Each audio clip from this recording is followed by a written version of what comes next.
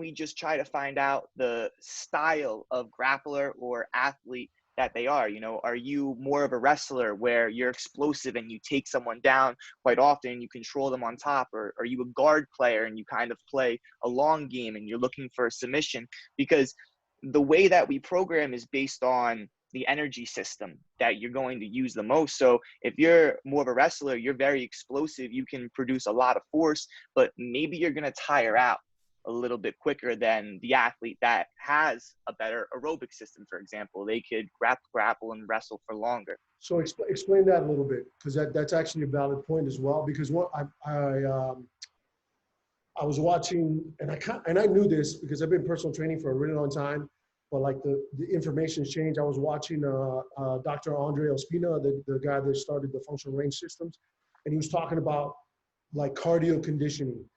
He was saying, which is, I didn't even associate the two.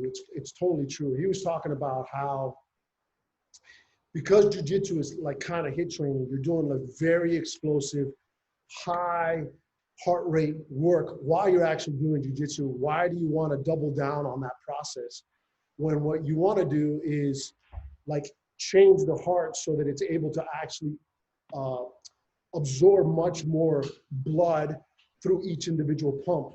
So one of the things that he was talking about, which I found very interesting, is that do the HIIT training when you actually do jiu-jitsu, but if you're going to add a cardio program that's going to strengthen your heart, what you want to do is do more longer type of training, because what that does is it actually makes the heart valves larger, which then means that when you pump at a faster rate, you're able to pump more blood per actual beat per minute. And I was like, wow, I never really thought about it that way, because I just think you look at someone like an Andre Galvao, looks like he doesn't do any type of running or any type of long distance stuff. But then you look at like a Nate Diaz, you know that guy is running like marathons. Right. So it's like people, for some reason, the way I guess you could say the fitness industry or the way the knowledge is explained is like people like, it's like I do sprints all day doing jiu-jitsu, I'm going to go do more sprints. It's like, really? Why? Sure. So go ahead. What's the difference between how would you guys do it, and what would be the difference from a wrestler compared to like just a strictly jiu-jitsu person compared to like an MMA person? Right. So the point you made is very valid with, you know, your heart's ability to pump more blood per beat. That's called your cardiac output, right? You work on your aerobic capacity, and that lets your heart pump more blood, and that allows more oxygen to go to the muscles. There's a trade-off for that though, because it also will slow you down a little bit. It doesn't allow your faster twitch, more explosive muscles to be worked. So that type of training is important, but it really depends on when you train it.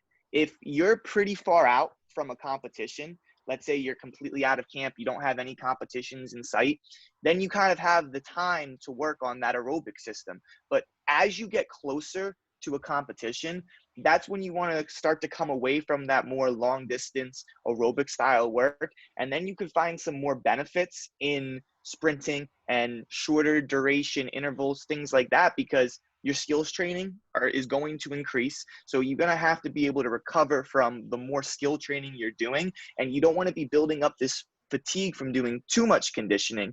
And you also want to keep your muscles able to react and that explosiveness snappy for the competition that's coming up. So if, for your example, you have someone that's a wrestler or someone that is built like Galvo versus someone like Nate Diaz, who is obviously a triathlete, they have two completely different body types, and that's mostly genetic. So the reason that they grapple and they look the way that they look is just based on what they were born with. So the reason that they fight the way they fight is because that's what they're naturally better at. You know, you can compare like a sprinter to a marathon runner. A marathon runner is very aerobically adapted. They have a lot of type 1 slow twitch fibers because they have to go for a long time.